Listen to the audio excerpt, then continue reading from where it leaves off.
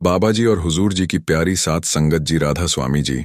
सात संगत जी आज हुजूर जी अपने किसी पर्सनल काम से जालंधर आए थे और दोपहर के 3 बजे हुजूर जी ने जालंधर सेंटर नंबर 1 में संगत को दर्शन भी दिए। बाबा जी आज साथ में नहीं थे और हुजूर के दर्शन करने के लिए संगत का सैलाब जालंधर के सेंटर 1 में उमड़ पड़ा था। सेंटर के अंदर और बाहर सड़क पर कई किलोमीटर तक कारें ही कारें थीं।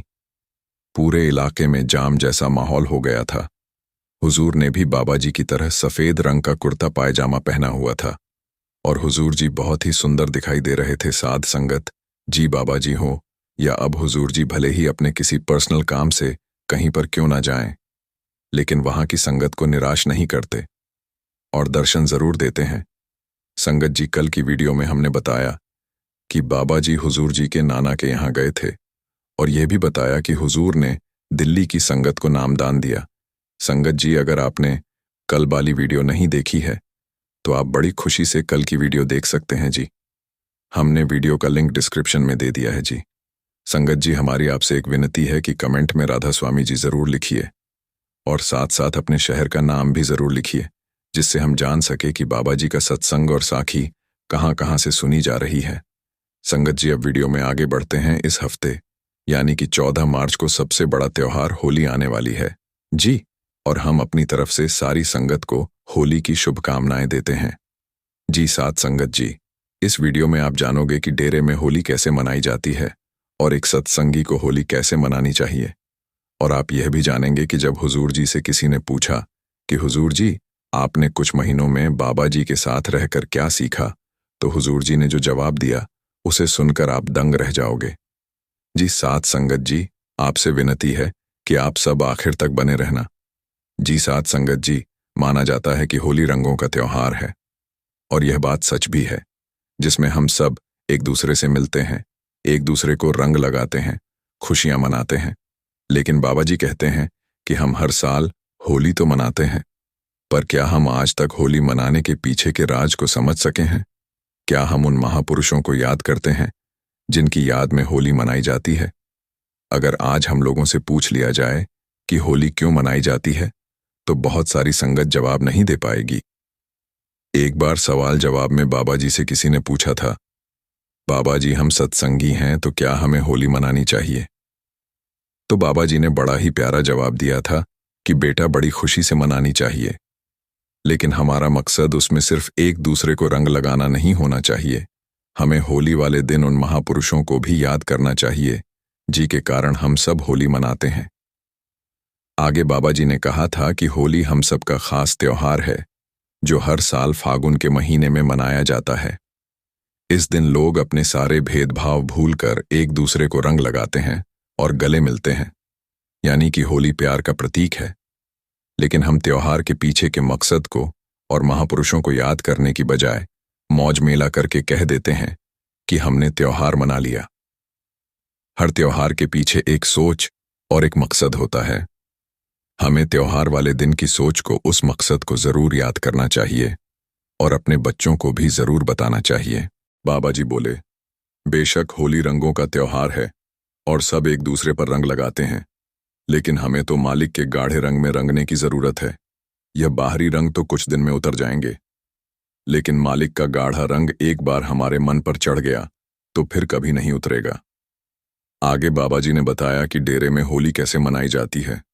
बाबा जी बोले, पुराने समय की बात है, जब डेरे में बाबा सावंत सिंह जी गद्दी संभालते थे, एक बार बाबा जी ने डेरे में सभी सेवादारों को अपने पास बुलाया। यह वह सेवादार थे जो डेरे में ही रहते थे। उस समय बाबा जी ने सभी सेवादारों से कहा कि आज होली है और आप सब अपने अपने घर जाकर अपने परिवार के साथ होली का त्योहार जरूर मनाओ। जो सेवादार जाना चाहता है तो वह बड़ी खुशी से अपने घर जा सकता है। होली पर सबको अपने परिवार के साथ खुशियां मनानी चाहिए।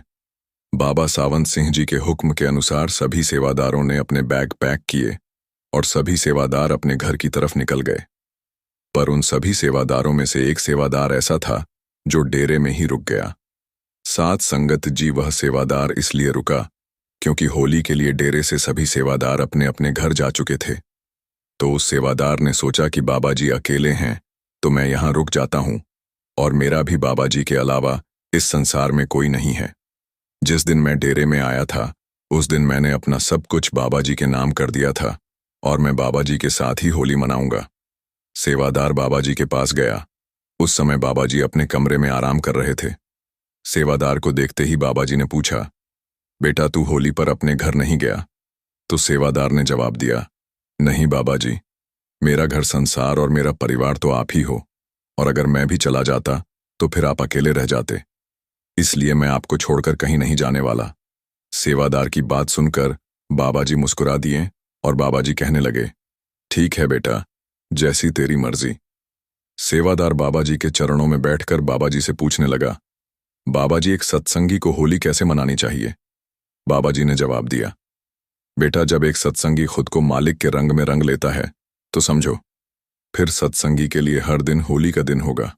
सेवादार ने पूछा, बाबा जी इसके लिए मुझे क्या करना पड़ेगा? मेरे अंदर नाम कब प्रकट होगा? कैसे मैं मालिक के रंग में रंगूं? मैं मेहनत बहुत करता हूं, लेकिन अभी तक मैं धुन नहीं सुन पाया हूं। बाबा जी ने जवाब दिया, बेटा हमें अपना बर्तन साफ रखना है। बर्तन में मालिक अपने प्रेम का रंग अपने आप भरने लगेगा। हमें गिनती नहीं करनी। हमारा काम है मालिक के लिए समय देना, भजन सिमरण पर बैठना और अपना बर्तन साफ रखना। अगर हम बिना गिनती के यह काम करेंगे तो मालिक जरूर बख्शीश करेगा।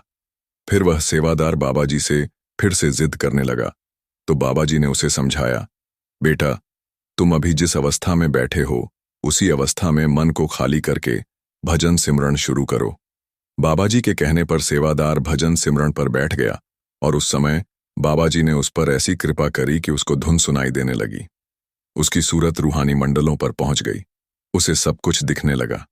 जब उसकी सूरत नीचे आई तो वह बाबा जी के चरणों पर गिरकर फूट फूट कर रोने लगा और बाबा जी का शुक्रिया करने लगा। सेवादार कहने लगा, हे मेरे सतगुरु, आज मैं एक बात तो समझ गया कि बाहरी रंगों से तो सभी होली खेलते हैं, लेकिन मेरे सतगुरु आपने मेरे ऊपर ऐसी बख्शीश कर दी कि आज होली वाले दिन मेरी ऐसी होली मनवा दी जिसका रंग कभी उतर नहीं सकता। आपने मुझ पर इतनी बख्शीश कर दी कि मैंने अपने अंदर सब कुछ देख लिया। मैंने अपने अंदर पूरी तरह से परमात्मा रूपी प्रेम का रंग लगा लिया। उस समय उस सेवादार की आंखों से आंसू बहे जा रहे थे। फिर बाबा जी ने कहा, बेटा सारी दुनिया बाहरी रंगों में रंग कर खुश होती है। यह बाहरी रंग तो सिर्फ छलावा है। असल रंग तो उस मालिक के प्रेम का रंग है जिस रंग से हमें अपनी सूरत रंगनी है। हमें अपने अंदर के असल प्रेम को जगाना है, खुद को अंदर से रंगना है। जिस दिन हम अपने अंदर से मालिक के प्रेम का रंग चढ़ा लेंगे उस दिन हमें बाहरी रंग भीख लगने लगेंगे। बाबा जी ने उदाहरण के साथ सेवादार को समझाया, अगर मिठाई सामने पड़ी हो और जब तक उसका स्वाद ना चख ले तब तक हम नहीं बता सकते कि मिठाई कितनी मीठी है। बिल्कुल ऐसे ही जब हमारा मन मालिक के प्रेम के रंग की पहचान कर लेगा तो उस दिन मन जान जाएगा कि इससे गहरा रंग कोई हो ही नहीं सकता। फिर मन समझ जाएगा कि यह दुनियावी रंग तो फीके होते हैं, पक्का और गाढ़ा रंग उस मालिक के प्रेम का रंग है। साध संगत जी, एक सत्संगी को बाहरी रंगों में ना उलझ कर अंदर से खुद को रंगना चाहिए। आइए अब उस बात को सुनते हैं जब हुजूर जी से किसी ने पूछा कि आपने पिछले 6 महीनों में बाबा जी के साथ रहकर क्या सीखा, तो हुजूर जी ने बड़ी नम्रता के साथ जवाब दिया, मेरे कंधों पर इतनी बड़ी जिम्मेदारी आने के बाद भी मुझे बोझ महसूस नहीं हो रहा है। मेरे सद्गुरु ने मुझे बड़े प्रेम से संगत की सेवा के लिए तैयार किया है। मुझे जरा सा भी महसूस नहीं हो रहा कि मेरे ऊपर इतनी बड़ी जिम्मेदारी है, क्योंकि मेरे सद्गुरु ने मुझे हर काम बड़े आराम से और बड़ी नम्रता से सिखाया है। मैं शुक्र करता हूं अपने सद्गुरु का, जिन्होंने मुझे इस लायक समझा और कदम कदम पर मुझे सिखाया। साध संगत जी जैसे हमारे बाबा जी नम्रता की मिसाल, वैसे ही हुजूर जी भी नम्रता की मिसाल है। साध संगत जी, जब हम सेवा पर जाने के लिए अपने घर से कदम निकालते हैं तो फिर हमें एक बात को अच्छी तरह से हमेशा समझना चाहिए कि हमारे घर से कदम बाहर निकलते ही हमें हमारे पीछे घर की चिंता करने की कोई जरूरत नहीं होनी चाहिए, क्योंकि हमारे पीछे से घर और परिवार की संभाल खुद सद्गुरु करते हैं। वह चाहे किसी भी रूप में आए, लेकिन हमारे घर परिवार की जिम्मेदारी सद्गुरु की होती है। आज की साखी भी ऐसी ही एक सच्ची घटना पर आधारित है। यह साखी झारखंड के जमशेदपुर में रहने वाले एक सत्संगी की है। पेशे से यह सत्संगी एक बहुत बड़ा बिजनेसमैन था और पैसे की कोई कमी नहीं थी। आलीशान घर, गाड़ी, सब कुछ था। सत्संगी के 2 बच्चे थे, बेटी 8 साल की और बेटा 5 साल का था।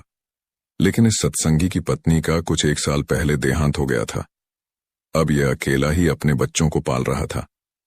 सुबह यह अपने ऑफिस जाते समय बच्चों को स्कूल छोड़ता और दोपहर को इसका ड्राइवर बच्चों को स्कूल से लेकर घर छोड़ता था। घर में बच्चों की देखभाल और खाना बनाने के लिए एक आया को रखा हुआ था, जो दोपहर में आती थी और शाम के 6 बजे तक खाना बनाकर चली जाया करती थी। इस सत्संगी को सेवा करना बहुत अच्छा लगता था। वह अक्सर अपने शहर के सत्संग घर में सेवा करने जाया करता था। इसका मन भजन सिमरन में नहीं लगता था, लेकिन सेवा में सबसे आगे होता था। पिछले साल बरसात के मौसम की घटना है। इसके शहर में सत्संग घर में कोई कंस्ट्रक्शन का काम चल रहा था और उस दिन इतवार का दिन था। उस दिन इस सत्संगी को कहीं और कोई काम नहीं था, तो यह अपने बच्चों को सुबह का नाश्ता करवाकर सत्संग घर के लिए जाने लगा। इसने देखा कि इसका बेटा, जो कि 5 साल का था, उसे थोड़ा बुखार था, तो इसने घर पर रखी हुई बुखार की दवा बच्चे को दे दी और अपनी बेटी को समझा दिया कि अगर फिर से बुखार लगे तो इसे यह दवाई पिला देना। कोई जरूरत हो तो मुझे फोन कर देना, या अभी आया आ जाएगी और शाम तक मैं भी वापस आ जाऊंगा। यह सब बेटी को समझाकर यह भाई सत्संग घर के लिए सेवा पर निकल गया।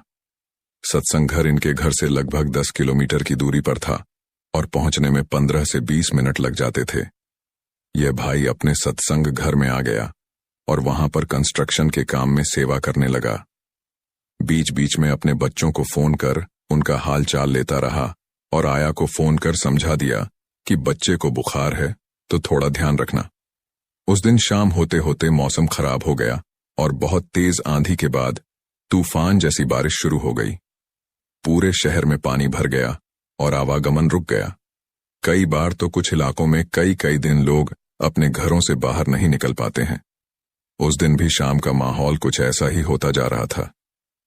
इधर इसके घर में शाम को इसकी बेटी अपने भाई को बुखार की दवा पिलाने लगी तो देखा कि दवाई की आखिरी डोज बची हुई है।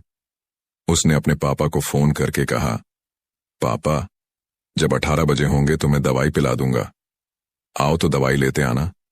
भाई का बुखार ठीक नहीं हो रहा है।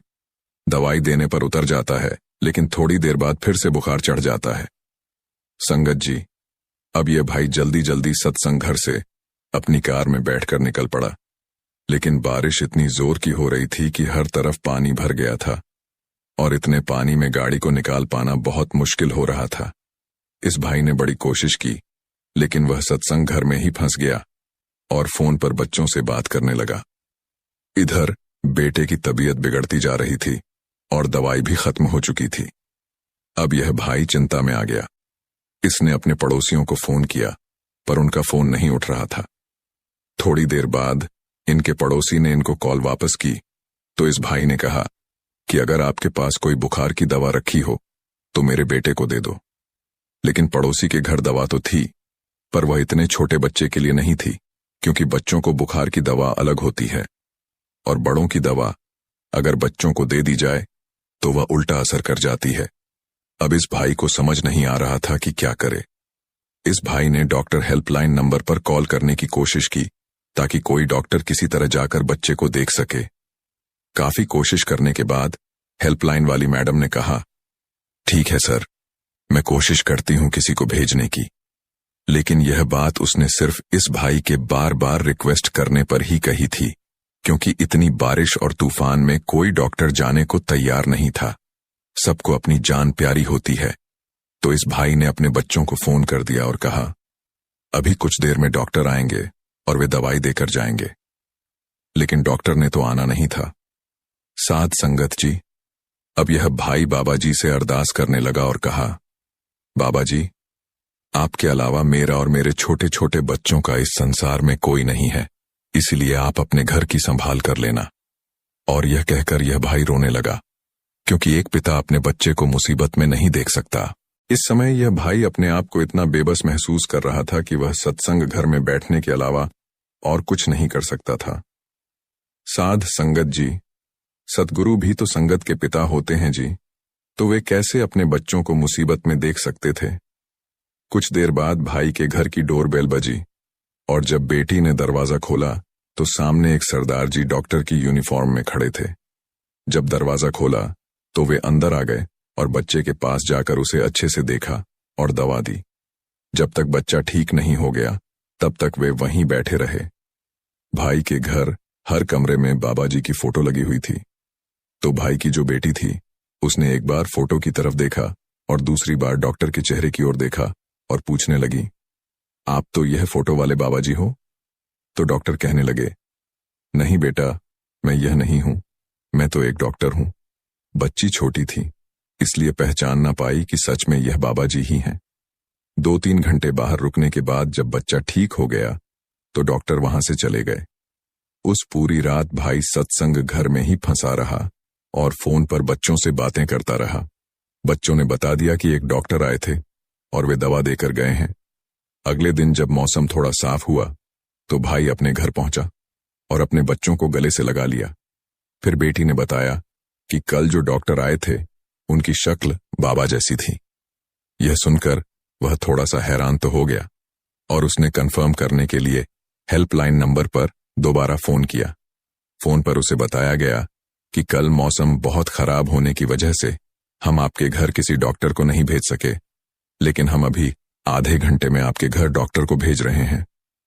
ये सुनकर भाई की आंखों में आंसू बह निकले और भाई ने हेल्पलाइन वालों को कहा, आपका शुक्रिया, लेकिन अब डॉक्टर नहीं चाहिए, बच्चा अब ठीक है।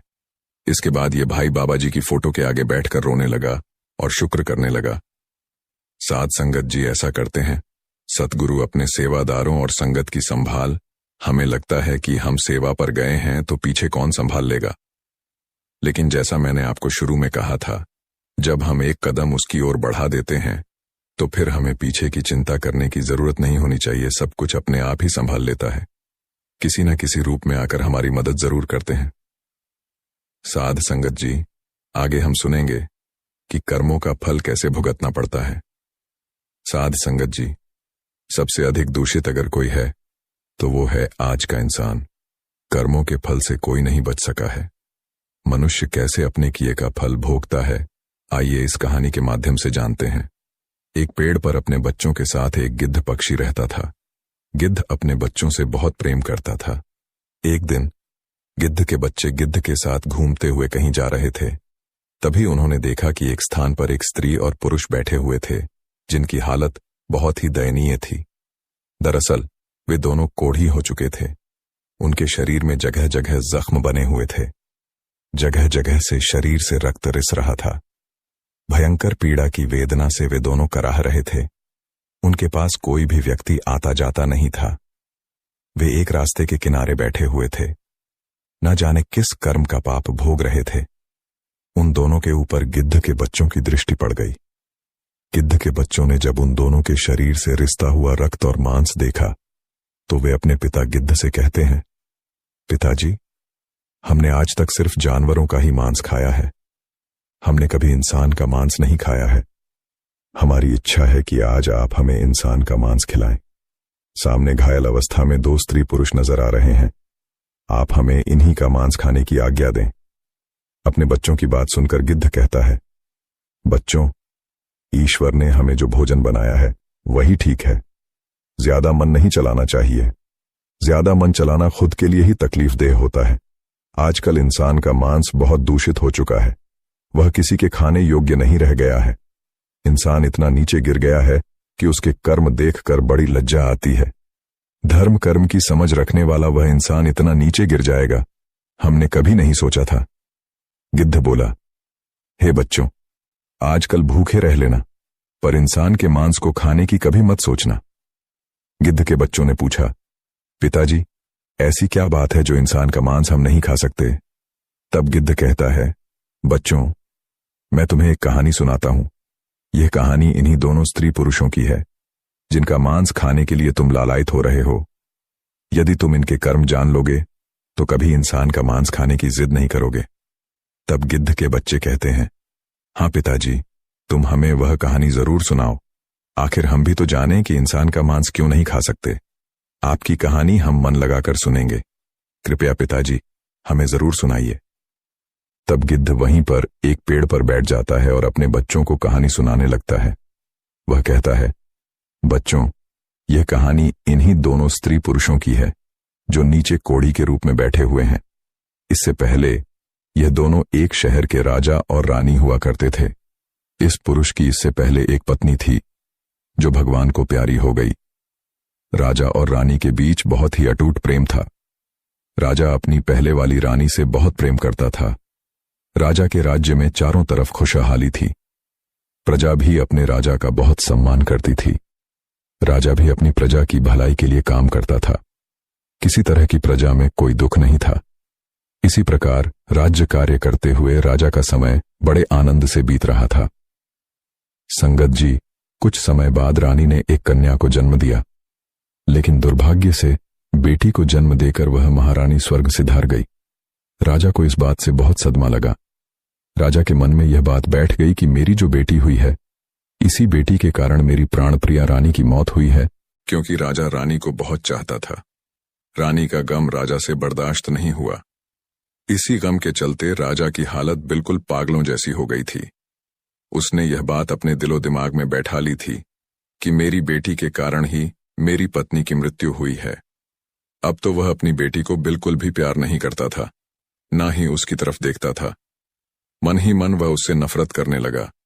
वह हमेशा कहता था कि मेरे घर में यह बेटी नहीं, यह कुलक्षणी हुई है। इसी के कारण मेरी रानी की मौत हुई है। राजा को सबने समझाया कि देखो, जो होनी थी वह हो गई, अब क्यों बेटी से नफरत करते हो। परंतु राजा के समझ में कुछ नहीं आ रहा था। मित्रों, आपको बता दूं कि रानी बड़ी ही धार्मिक प्रवृत्ति की थी। वह भगवान शिव की बहुत पूजा पाठ करती थी। उधर राजा ने अपनी बेटी को ही रानी की मौत का जिम्मेदार मान लिया था और वह अपनी बेटी से मन ही मन बहुत नफरत करने लगा था। धीरे धीरे राजा सदमे में पहुंच गया। अब तो उसका राजकाज में भी मन नहीं लगता था और ना ही वह प्रजा की भलाई के बारे में सोचता था।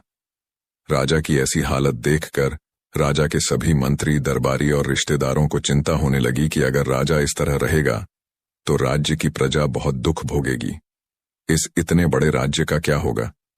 राजा की ऐसी हालत के बारे में जब पता चलेगा तो पड़ोसी देश के राजा बुरी मंशा से हमारे राज्य पर आक्रमण कर देंगे और हमारा राज्य बिल्कुल नष्ट भ्रष्ट हो जाएगा और इसकी तरक्की रुक जाएगी। सबने राजा को मिलकर खूब समझाया, लेकिन राजा के मन से रानी की यादें नहीं निकल रही थीं। राजा की अबोध बच्ची हमेशा रोती रहती थी, लेकिन राजा उसे नजर भर के भी नहीं देखता था। दासियां ही उसे राजकुमारी का लालन पालन करती थीं। राजा तो उसे कुलक्षणी कहता था और इसीलिए उसका नाम कुलक्षणी पड़ गया था। घर के रिश्तेदारों और मंत्रियों ने सलाह दी कि अगर ऐसा हुआ तो कैसे चलेगा। इसलिए उन्होंने राजा से दूसरा विवाह करने का प्रस्ताव रखा, जो राजा को सही लगा, क्योंकि रानी का गम भुलाने के लिए यह जरूरी था और उस लड़की के लिए भी एक मां की जरूरत थी। दासियां कब तक उसका पालन पोषण करती रहती। दोस्तों, इस प्रकार राजा ने अपना दूसरा विवाह रचा लिया। अब घर में दूसरी मां आ चुकी थी, लेकिन उस लड़की से जब उसका पिता ही प्रेम नहीं करता था तो वह दूसरी मां क्या खाक करती। राजा की दूसरी पत्नी भी उस लड़की से नफरत करने लगी थी। उसने कभी उस बच्ची को नहीं अपनाया। धीरे धीरे समय बीतने लगा। राजकुमारी अब 1 साल की हो गई थी और राजा तो उसे देखता ही नहीं था। जब वह अपने आंगन में ठुमक ठुमक कर चलती थी तब भी राजा का मन नहीं पिघलता था। राजा तो उसे नफरत की नजरों से ही देखता था। इसका फायदा दूसरी रानी भी उठाती थी। धीरे धीरे राजा की दूसरी पत्नी भी गर्भ धारण करती है। दोस्तों, समय के साथ उसने भी एक कन्या को जन्म दिया। अपनी बेटी और अपनी स्त्री को सकुशल देखकर राजा बड़ा प्रसन्न हुआ। उसकी प्रसन्नता की वजह यही थी कि उसकी रानी बिल्कुल ठीक थी, इसीलिए वह अपनी कन्या को अच्छे लक्षणों वाली समझ रहा था। अब तो राजा ने प्रजा में मिठाइयां बंटवाई और अच्छे से उस दूसरी राजकुमारी का नामकरण संस्कार करवाया। राजा ने उसका नाम सौभाग्यवती रखा। इस तरह मित्रों, सौभाग्यवती और कुलक्षणी दोनों ही साथ साथ पालने लगी। धीरे धीरे समय बीतता रहा। राजा रानी सौभाग्यवती को बहुत प्रेम करते थे, लेकिन जिसे वे कुलक्षणी मानते थे उसे फूटी आंख से भी नहीं देखते थे। समय अपनी गति से चलता रहा। धीरे धीरे राजकुमारी सौभाग्यवती को शिक्षा दिलाई गई। राजकुमारी की तरह उसके हर काम कराए गए, लेकिन कुलक्षणी को शिक्षा का भी प्रबंध नहीं किया गया। धीरे धीरे जब दोनों कन्याएं बड़ी हुईं, तो देखने में दोनों बराबर की लगती थीं। दोनों में ज्यादा अंतर नहीं था, पर उनके पालन पोषण में राजा रानी की तरफ से बहुत अंतर था। सौभाग्यवती के जो कपड़े होते थे, अगर वे पुराने हो जाते तो उन्हीं कपड़ों को उतार कर कुंडलिनी को पहनने को दे दिया जाता था, क्योंकि जब पिता ही उसे प्रेम नहीं करता था तो दूसरा कौन देखने वाला था। बेचारी की मां तो थी नहीं। धीरे धीरे दोनों लड़कियां सयानी हो रही थीं। एक दिन रानी कहने लगी, राजा साहब, लड़कियां बड़ी हो गई हैं, अब इनकी शादी हमें करनी चाहिए। दोस्तों, जो कुलीन थी वह बड़ी ही धर्म प्रवृत्ति की थी। अपनी मां की तरह उसकी मां भी बहुत ही धार्मिक थी, जो उसे जन्म देकर मर गई थी। वह भी बहुत धार्मिक थी और हमेशा भोले बाबा की बहुत पूजा पाठ किया करती थी, जबकि सौभाग्यवती बड़े घमंड में रहती थी। उसे यह घमंड था कि वह राजकुमारी है, उसके पास मां और पिता दोनों का प्यार है, लेकिन बेचारी कुंडलिनी को माता पिता का प्रेम नहीं मिलता था। कुंडलिनी कुछ ज्यादा ही समझदार थी। उसकी सौतेली मां कुछ भी कहती, चाहे उसकी बहन कुछ भी कहती रहती, वह चुपचाप सुन लिया करती थी। राजा रानी को छोड़कर महल के बाकी सभी लोग कुंडलिनी से हमदर्दी रखते थे, लेकिन सौभाग्यवती और उसकी मां हमेशा उसे डांटती रहती थीं। राजा तो अपनी बेटी सौभाग्यवती को देखकर फूला नहीं समाता था, जिसे वह कुंडलिनी मानता था। उसे देखकर तो वह रास्ता ही बदल लेता था। बेचारी कुंडलिनी अपने पिता के प्यार को पाने के लिए तरसती रहती थी, लेकिन राजा कभी उसे अपनी आंखों के सामने भी नहीं आने देता था। राजा ने सख्त हिदायत दे रखी थी कि जब वह महल में आए तो उसकी बेटी कुंडलिनी उसके सामने ना आए। इस बात का पूरा ध्यान रखा जाता था। अब जब बेटियां शादी के लायक हो गईं, तो शादी तो करनी ही पड़ेगी, भले ही राजा उसे कितना ही नफरत क्यों ना करता हो। बेटी की शादी तो करनी ही थी। रानी ने कहा, महाराज, दोनों बेटियां बड़ी हो गई हैं, इनके लिए कोई अच्छा सा वर तलाश कीजिए। राजा कहने लगा, हाँ रानी, विवाह तो करना ही पड़ेगा, और जितनी जल्दी हो जाए उतना अच्छा है। इस कुंडलिनी का साया हमारे महल से हट जाएगा। राजा की इन बातों को सुनकर लगता था कि वह मूर्ख राजा अपनी उस बेटी से न जाने कितनी नफरत करता था। रानी तो फिर भी सौतेली थी, वह तो नफरत करती ही थी, और घर के सारे काम उस कुंडलिनी से करती थी। रानी हमेशा यही चाहती थी कि उसकी सौतेली बेटी हमेशा दुखी रहे, इसीलिए उसने राजा से कहा, महाराज, क्यों न पहले इस कुंडलिनी का विवाह करके इसे इस घर से हटा दिया जाए। हम अपनी बेटी का विवाह बाद में कर लेंगे। राजा ने कहा, कोई बात नहीं, हम इसका विवाह पहले कर देते हैं। जैसी यह है ऐसा ही इसके लिए लड़का देख लेते हैं। रानी कहने लगी, अरे राजा साहब, इसके लिए तो कोई अंधा भिखमंगा लड़का ही ठीक रहेगा। वह कहाँ राजमहलों के लायक है। जहां भी जाएगी मां का बेड़ा गर्क कर देगी। यहां तो अपनी मां को खा ही गई, वहां भी न जाने क्या क्या कर देगी। इसके कारण हमें न जाने क्या क्या सुनने को मिलेगा। इस पर राजा ने कहा, रानी साहिबा, तुम बिल्कुल ठीक कहती हो। राजा ने तुरंत ही अपने महल में नाई और पंडित को बुलवाया और कहा, कुंडलिनी के लिए एक अंधा और परिवार से है, वर ढूंढ कर आओ जिसका कोई परिवार ना हो। राजा की आज्ञा पाकर नाई और पंडित वर की तलाश में निकल पड़े। वे चलते चलते बहुत दूर एक गांव में जा पहुंचे, जहां उन्होंने एक भिखारी को बैठे देखा। उसका एक बेटा था, मां बेटा दोनों भीख मांग रहे थे। बेटा अंधा था और घर के नाम पर एक टूटी फूटी घास फूस की झोपड़ी पड़ी हुई थी। नाई और पंडित उसे देखकर बहुत खुश हो गए, क्योंकि कई दिनों से उन्हें वैसा वर नहीं मिल रहा था जैसा राजा चाहता था। नाई और पंडित भिखारी के पास गए और उससे कहा, माई, हम तेरे बेटे के लिए एक बहुत अच्छा रिश्ता लेकर आए हैं।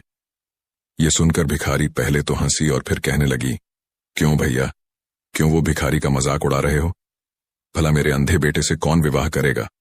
तब नाई ने कहा, अरे नहीं, वास्तव में हम आपके बेटे के लिए एक बहुत अच्छा रिश्ता लेकर आए हैं, और वह भी राजमहल से। यह सुनकर भिखारी को विश्वास नहीं हुआ, लेकिन जब उसे राजमहल से नाता जुड़ने की बात पता चली तो वह तुरंत राजी हो गई। नाई और पंडित उस भिखारी के बेटे के साथ रिश्ता तय कर राजमहल लौट आए और राजा को पूरी बात बताई। इसके बाद राजा ने अपनी बेटी का विवाह उस अंधे भिखारी से कर दिया और दान दहेज के नाम पर भी उसे कुछ नहीं दिया। कुंडलिनी अपनी ससुराल पहुंची तो देखा कि वहां एक टूटी फूटी झोपड़ी थी, जहां बैठने के लिए भी सही जगह नहीं थी। वह भगवान से प्रार्थना करने लगी, हे भगवान भोलेनाथ, यह मेरी कैसी परीक्षा है। मुझे पति भी मिला तो अंधा। अगर जीवन साथी ठीक होता तो हम दोनों मिलकर कुछ कर लेते। खैर, भगवान जो भी करते हैं अच्छा ही करते हैं। कुंडलिनी ने यह मान लिया कि उसका पति ही उसका परमेश्वर है और उसने अपने पति और सास की सेवा करना शुरू कर दिया। वह उनके लिए खाना बनाती और सबसे पहले उन्हें खिलाती, फिर खुद खाती। उसने अपने जीवन को भगवान की इच्छा मानकर स्वीकार कर लिया और ससुराल में बड़े प्रेम से रहने लगी। दूसरी तरफ जब काफी समय बीत गया तो रानी ने राजा से कहा, महाराज, अब तो वह मनहूस लड़की हमारे घर से जा चुकी है। अब हमें उससे छुटकारा मिल चुका है। क्यों ना अब हम अपनी बेटी का किसी अच्छे राजघराने में विवाह कर दें। दोस्तों, अब बिना देर किए राजा ने नाई और पंडित को बुलाकर टीका की सामग्री लेकर किसी अच्छे राजकुमार की तलाश में भेज दिया। राजा ने कहा, पुरोहित जी, हमारी इस बेटी के लिए एक अच्छे राजा का बेटा होना चाहिए, क्योंकि एक अच्छा राजकुमार हो जिसका राज्य बहुत बड़ा हो। राजा के बताए अनुसार नाई और ब्राह्मण एक चक्रवर्ती राजा के यहां पहुंचे। क्योंकि राजकुमारी सौभाग्यवती देखने में बहुत सुंदर थी, इसलिए उन्होंने राजकुमार भी सुंदर ही तलाश किया। राजा का इकलौता बेटा था और वह एक चक्रवर्ती सम्राट बनने वाला था। नाई और पुरोहित ने बिना देर किए उस चक्रवर्ती राजा के बेटे को सौभाग्यवती का टीका चढ़ा दिया और सारी बात आकर राजा को सुना दी। मित्रों, राजा ने सौभाग्यवती का विवाह बड़ी धूमधाम से कर दिया। हजारों हाथी, घोड़े, रथ दहेज दान में दिया और बड़े ही भव्य तरीके से अपनी बेटी की विदा की। उधर वह बेटी, जिसे राजा कुन्नी कहा करता था, वह बेचारी जैसे तैसे दिन काट रही थी। सौभाग्यवती एक राजा के घर में ब्याह कर गई थी, इसलिए वह रानी बनकर आनंद से अपना जीवन यापन करने लगी। उसे शुरू से ही अपने माँ बाप का प्यार मिला था और यहाँ भी उसे अच्छा पति और राजमहल के सारे सुख मिल गए थे। उधर कुंडलिनी अपने भिखारी पति के साथ उस झोपड़ी में रह रही थी। एक दिन कुंडलिनी अपनी सासू माँ से बोली, माँ जी, आप रोज रोज भीख मांगकर लाती हो। तुम्हारा भीख मांगना मुझे अच्छा नहीं लगता। इससे तो अच्छा है कि हम कोई काम कर लें और कमाकर खाएं। तब उसकी सास कहती है, बहू, वैसे तो तेरे माँ बाप और लोग तुझे कुंडलिनी कहते हैं, लेकिन हमारे घर की तू लक्ष्मी है। तू जो बात कहेगी वह मैं मान लूंगी। भिखारी की बहू कहने लगी, माँ जी, इन पैसों में से कुछ पैसे आप मुझे दे दो। मैं इन पैसों से कुछ खरबूजे और तरबूज खरीद कर लाऊंगी, क्योंकि गर्मी का मौसम है और इस मौसम में खरबूजे और तरबूज खूब बिकते हैं। मैं उन्हें बेच लूंगी और उससे अपना गुजारा करेंगे। कम से कम हम अपने आत्मसम्मान से तो रहेंगे। आप रोज रोज भीख मांगने जाती हो। 10 लोग आपको ठुकराते हैं, कोई 1-2 तरस खाकर कुछ दे भी देता है। मुझसे यह देखा नहीं जाता कि लोग आपका अपमान करें, इसलिए आज से आप घर पर रहो और मैं खरबूजे और तरबूज बेचने जाया करूंगी। सास ने कहा, नहीं नहीं बहू, तू भला कहाँ जाएगी। बहू ने कहा, माँ जी, आप चिंता मत करिए, मैं यह सब कर लूंगी। सास बोली, ठीक है। उसकी सास और पति भीख में जो पैसे इकट्ठे किए थे वह पैसे अपनी बहू के हाथ में रख देते हैं। बहू ने एक डलिया ली और उसमें कुछ तरबूज और खरबूज खरीद कर रख लिए। जंगल के रास्ते पर एक मंदिर था। वह उसी मंदिर के सामने जाकर बैठ गई। वहां से गुजरने वाले लोगों को तरबूज और खरबूज बहुत पसंद आते थे, इसलिए हाथों हाथ उसके तरबूज और खरबूज बिक गए। सारे तरबूज तो बिक गए, केवल 2 खरबूजे उनके पास रह गए थे। दोस्तों, उसी समय संयोग से माता पार्वती और भगवान भोलेनाथ उसी रास्ते से गुजर रहे थे। माता पार्वती कहने लगी, प्रभु देखो कितने सुंदर खरबूजे की सुगंध आ रही है, मुझे भी यह खरबूजे खाने हैं। भगवान बोले, देवी, कहाँ तुम इन खरबूजों के चक्कर में पड़ रही हो, चलो हमें कैलाश पर पहुंचाना है। पार्वती ने कहा, नहीं नहीं प्रभु, मुझे तो ये खरबूजे खाने हैं। माता पार्वती जिद कर गई, कहने लगी, देखो वह स्त्री खरबूजे बेच रही है और वह तो आपकी भक्ति है प्रभु, हमें उससे खरबूजे जरूर लेना चाहिए। माता पार्वती और भगवान शिव ने एक बूढ़े और बुढ़िया का रूप धारण किया और पहुंच गए उस खरबूजे वाली के पास। उसके पास मात्र 2 ही खरबूजे बचे थे। भगवान शिव और माता पार्वती ने बहुत ही दीन रूप बनाया था। फटे पुराने वस्त्र थे, जर्जर हालत थी। एक दूसरे का हाथ पकड़े हुए वे उसके पास पहुंचे। जाकर कहने लगे, बिटिया, हम दोनों भूखे हैं, क्या हमें कुछ खरबूजा खाने को मिलेगा? तो कुलीन कहने लगी, माई आप बैठो, इतनी गर्मी पड़ रही है, लो पहले पानी पी लो। उसके पास थोड़ा सा पानी था।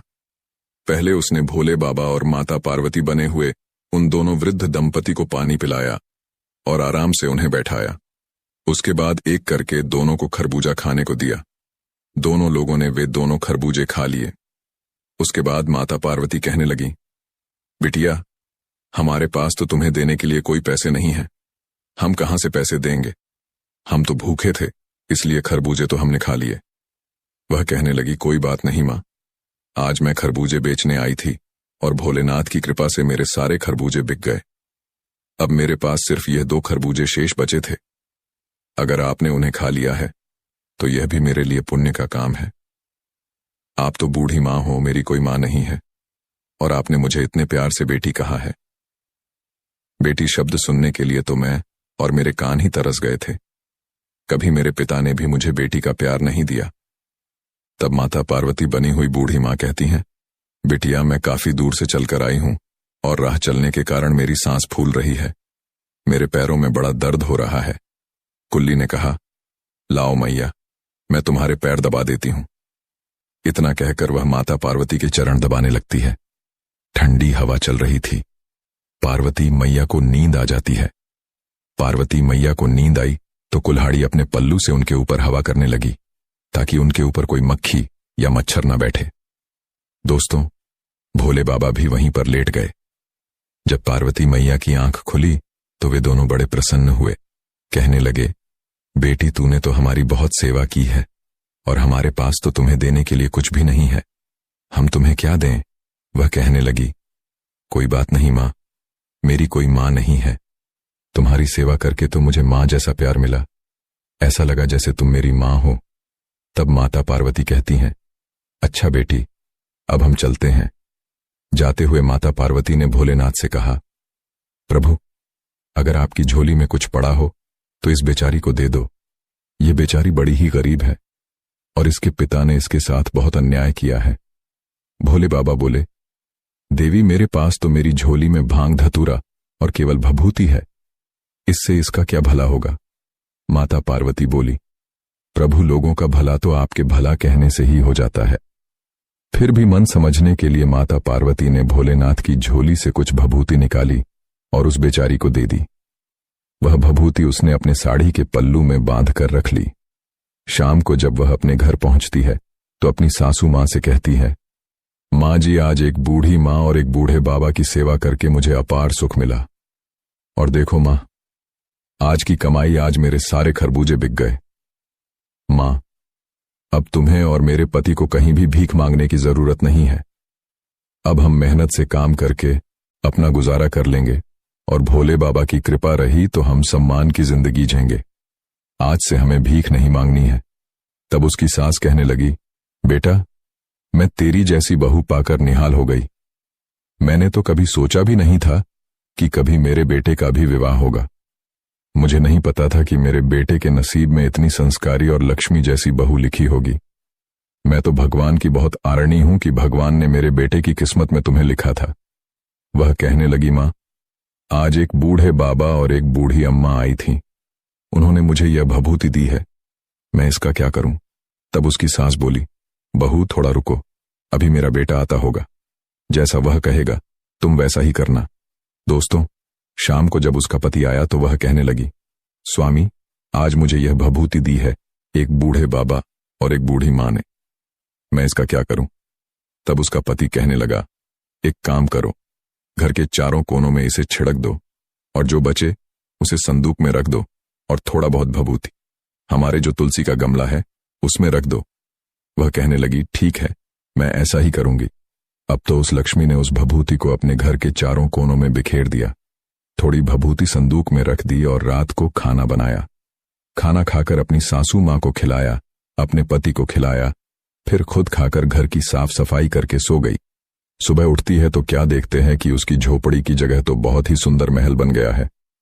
चारों कोनों पर हीरे मोती चमक रहे हैं, धन के अंबार लगे हुए हैं और अनगिनत धन से घर भरा हुआ है।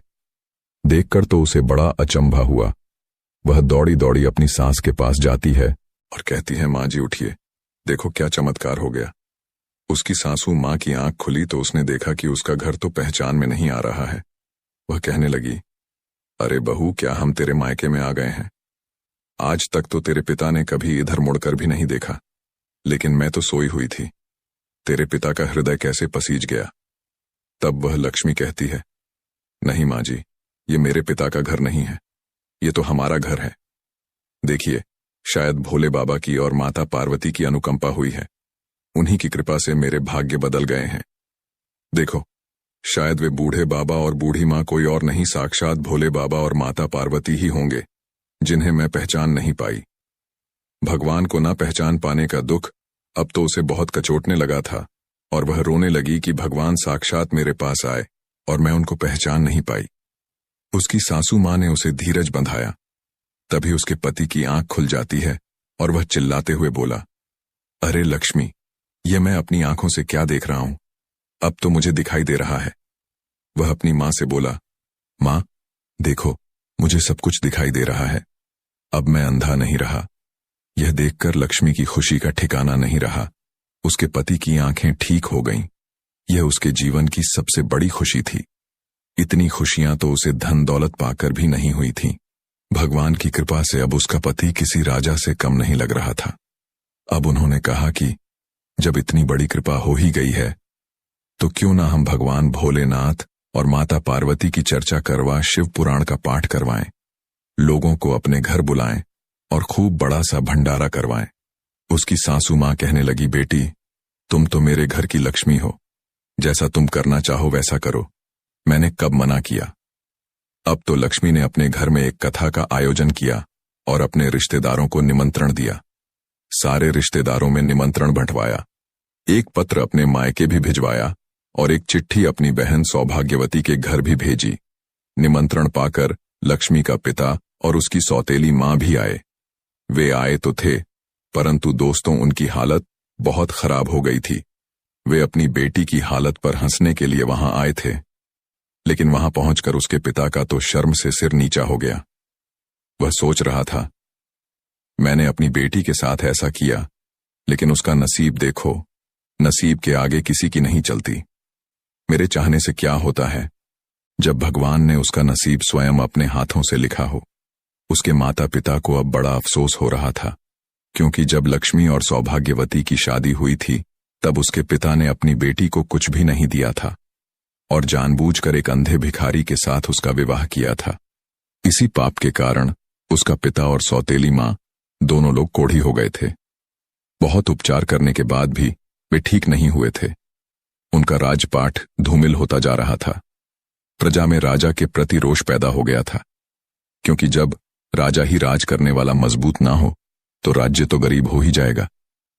उसके राज्य में घुसपैठ होने लगी थी। उसका पिता एक नाम मात्र का राजा रह गया था। दोस्तों, जब उसकी बहन सौभाग्यवती आई, और सौभाग्यवती तो पहले से ही घमंडी थी, वह पहले ही लक्ष्मी को बात बात पर ताने मारती थी। जब सौभाग्यवती आई तो उसने अपनी बहन की शान शौकत देखकर उसकी आंखें फटी की फटी रह गईं। वह सोचने लगी, मैं एक चक्रवर्ती सम्राट की पत्नी हूं, मेरे पास इतने बड़े राज्य का मालिक है, लेकिन यह महल और इसके सुख साधन तो मुझसे भी कहीं ज्यादा अधिक हैं। अपनी बहन का वैभव देखकर वह बहुत बेचैन होने लगी और कहने लगी, लक्ष्मी, तुझे यह सब कहां से मिला, कैसे मिला? तब लक्ष्मी ने सारी बातें अपनी बहन को बताईं। सौभाग्यवती यह सुनकर और भी ज्यादा बौखला गई। सौभाग्यवती के मन में फिर से लालच आ गया। वह किसी भी कीमत पर अपनी बहन लक्ष्मी को नीचा दिखाना चाहती थी। वह तो चाहती थी कि लक्ष्मी उससे ऊपर कभी ना पहुंच पाए, लेकिन जिसे भगवान उठाना चाहते हैं उसे कौन रोक सकता है?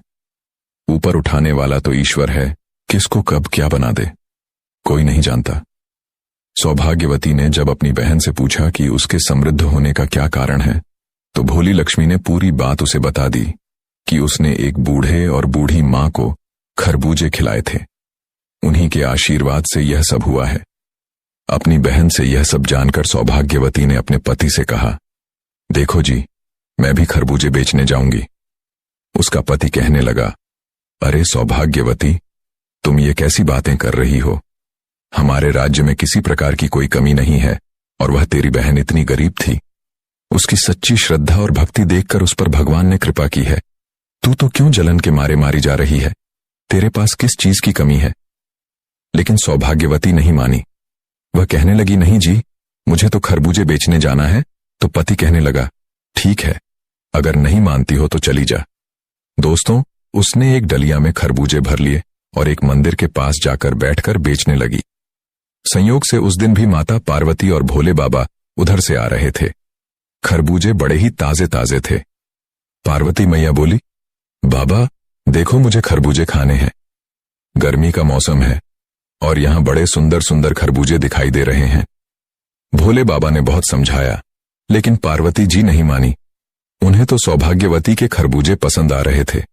अब उन्होंने फिर से बूढ़े का भेष बनाया और एकदम से उसके पास पहुंच गए। उस दिन सौभाग्यवती का एक भी खरबूजा नहीं बिका था। पार्वती मैया कहने लगी, बिटिया, बहुत तेज भूख लगी है, गर्मी के मारे दम निकल रहा है, बहुत प्यास भी लगी है, थोड़ा सा पानी पिला दो और हमें थोड़ा खरबूजा खाने को दे दो। तो सौभाग्यवती कहने लगी, अरे हटो यहां से, वैसे भी सुबह से बोहनी तक नहीं हुई है, कहां से भिखारी चले आए मांगने के लिए। अब पार्वती और भगवान शिव एक दूसरे की तरफ देखकर मन ही मन मुस्कुरा उठे और वहीं बैठ गए। सौभाग्यवती डंडा उठाकर कहने लगी, हटो यहां से, तुम लोग कितने हो? मैं यहां खरबूजे बेचने आई हूं। तुम्हें देखकर कोई मुझसे खरबूजे खरीदने भी नहीं आएगा। अभी तक मेरा एक भी खरबूजा नहीं बिका है, और जब भगवान शंकर और माता पार्वती आएंगे तो मैं उन्हें कैसे खरबूजा खिलाऊंगी? तुम लोग पीछे हटो। दोस्तों, सौभाग्यवती ने उन्हें एक भी खरबूजा नहीं दिया। सुबह से शाम हो गई, लेकिन भगवान शिव और माता पार्वती वहां नहीं आए। वह उठकर चलने लगी और कहने लगी, अब मैं जा रही हूं। जब भगवान और माता पार्वती साक्षात नहीं आए, उसने उस बुढ़िया से ही कहा, हे बूढ़ी मां, आप ही मुझे थोड़ी सी भभूति दे दो। तो पार्वती मैया शिव जी से कहने लगी, हे प्रभु, इसे थोड़ी सी भभूति दे दीजिए। शंकर जी ने अपने झोले में हाथ डाला और सौभाग्यवती को थोड़ी भभूति निकाल कर दे दी। सौभाग्यवती खुशी खुशी अपने घर आई और अपने पति से बोली, देखो जी, मैं भभूति ले आई हूं, अब इसका क्या करना है? इतना कहकर उसने वह सारी भभूति अपने घर में छिड़क दी और थोड़ी सी तुलसी के गमले में डाल दी।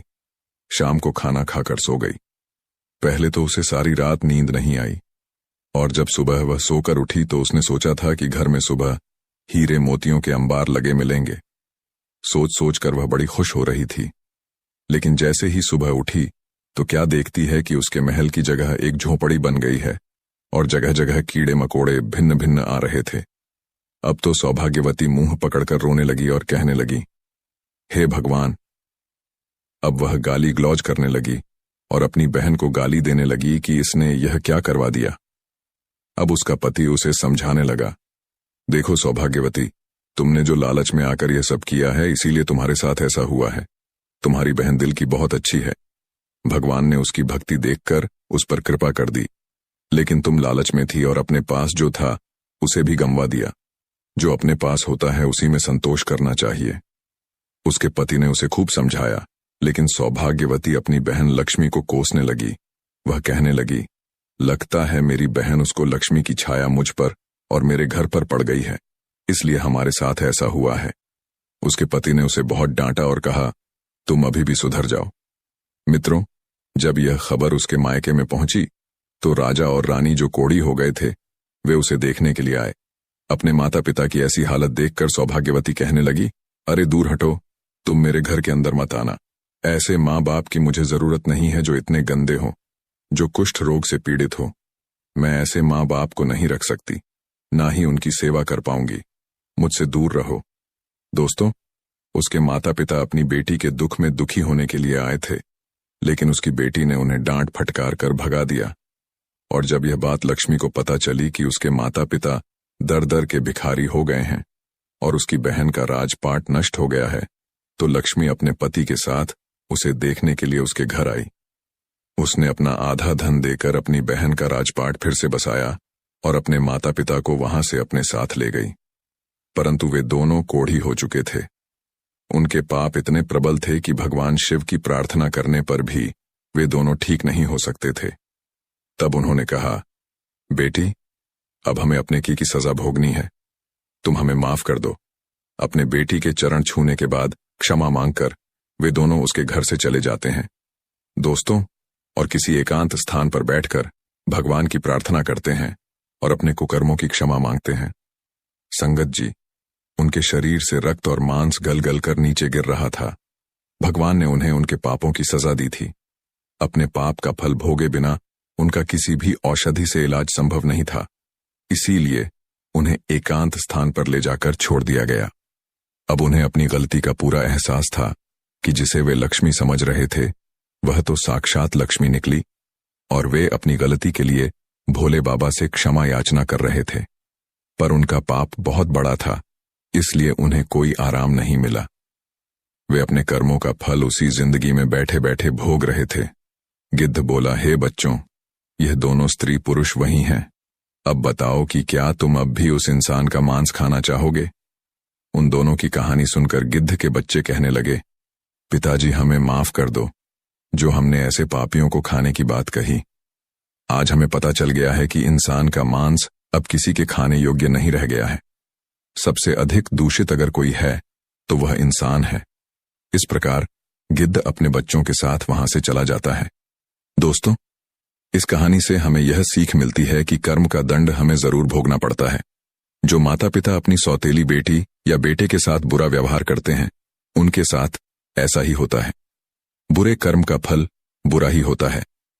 साध संगत जी, ये थी हमारी आज की वीडियो। ऐसी ही रूहानी साखियां सत्संग सुनने के लिए चैनल को सब्सक्राइब जरूर करें जी। राधा स्वामी जी।